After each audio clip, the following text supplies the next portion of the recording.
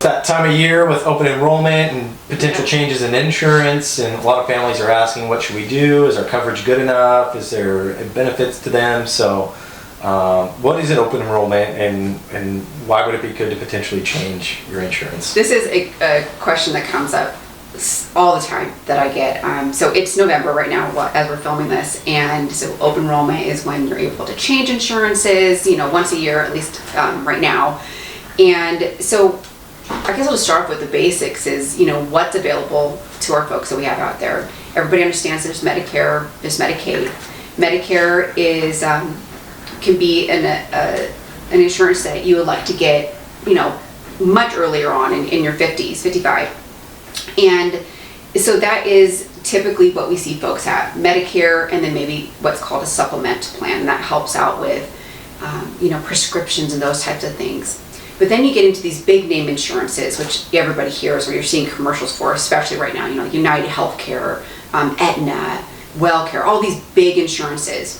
And I think what people have a hard time understanding is that if you sign up for these, they're called managed plans. So they take your Medicare benefit and they manage your Medicare benefit. So you don't still have Medicare in addition, they are your Medicare plan. It's a United Healthcare managed plan. And so things are going to look a little different when you have that. As far as like referrals go, if you have straight Medicare, you can literally go anywhere in the U.S. You don't need to make sure you're in network, out of network. You go to the hospitals. Everybody that takes Medicare or these managed plans, they just take it. What you run into and that you want to double check when you're getting these managed plans is if you're seeing a regular provider and you really like your doctor, you want to make sure they take that insurance, that they're part of that plan. And so if you're working with a broker, they can help you with that. If you're computer savvy, you can also look through that too. It's helpful in seeing those. So I think that's one of the bigger misunderstandings is that managed plan versus supplements. So I think another thing that people really want to understand is prescription coverage too. Yeah, I think that's a big one. That's a really big one. One question is when somebody's on Medicaid, most medications are covered, but when you get into, let's say, vitamins, those types of things aren't covered. And so we'll have folks that transition to Medicaid. A lot of times this is something that happens. And then the families will get upset because they're getting bills still for certain things, diabetic supplies even, sometimes people will still get bills for.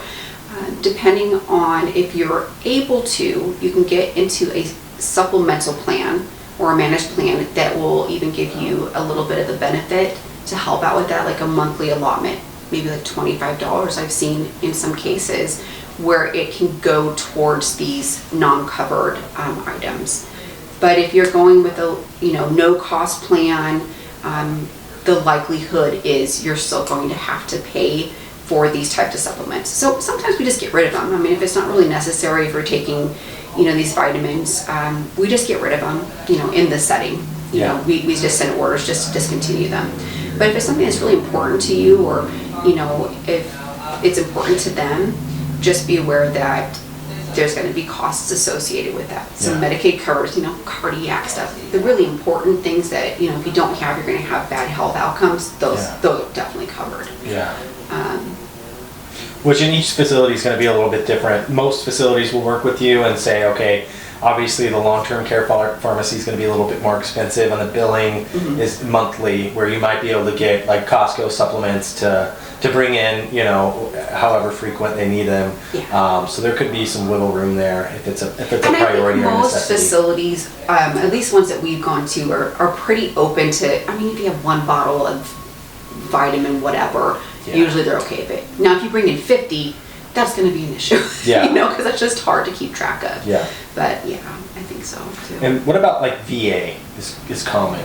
So we have a lot of veterans, and something that's not understood with that is that when somebody's in the veteran goes like to the VA, right? Goes to the not facility, what do you call it? So like the VA hospitals.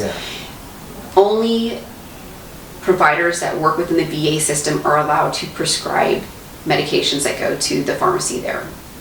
So if we have somebody that moves in and doesn't have a plan, a Medicare Part D plan, so D is prescription, D drugs, right? It's a prescription plan. If they don't have that, then they're going to be paying out of pocket. If you're working with Express Scripts, that's a lot of veterans have that. Most facilities will work with that. So a provider can prescribe medications through Express Scripts. So if you're in the know, you're in the know. So people who are hearing this and don't understand what I'm talking about, you're probably not using these plans. But veterans will understand what I'm talking about. So if you've only ever gone to the VA, then you're going to want to, at this time of year, look into probably getting at least a prescription drug coverage plan. Now, if you're taking things that are, really cheap and it's not a lot out of pocket, you might not have to worry about it. But if you're on some expensive medications like Xarelto or just some things that just cost more, it might behoove you to see about getting on a supplemental plan. Are you talking into that? Yeah. Are you giving the neck for being in trouble or what in here? Pretty much. Good old Bob. Yeah, good one. Can you talk a little bit about deductibles? There's a lot of confusion about that. Yes. So Medicare has an annual deductible that has to be met. It's a little over $200. I think it's like $240. So let's just give a scenario. You have Medicare and a supplement. Depending on the supplement, they might pick up that deductible. If you're on a lower, it all comes to money. If you're paying a lot of money for your supplemental plan, they're likely going to cover it. If you have a lower tiered plan, you're paying just a bit a month, the likelihood is that you're going to have to pay that deductible, and then after you've done that, then they will cover the rest of the costs.